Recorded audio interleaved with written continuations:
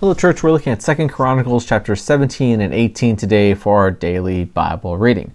Word of the day is charge, as in who is in charge. Is often the question we ask in life. It's one of the things that I think keeps a lot of people from wanting to believe in God, because then God is the one in charge.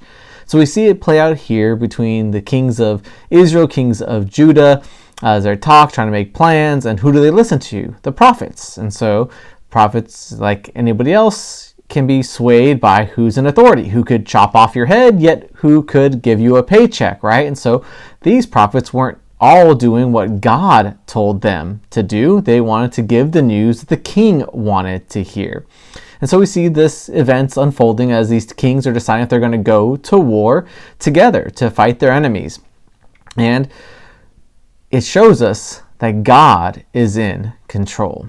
And even as King Ahab thinks he's going to pull a fast one and go into battle in secret, rather than listen to God, it shows that he ends up being killed by a random arrow, right? But there's no such thing as random. God is in control. God is overseeing these events and these occurrences, and so he is in charge.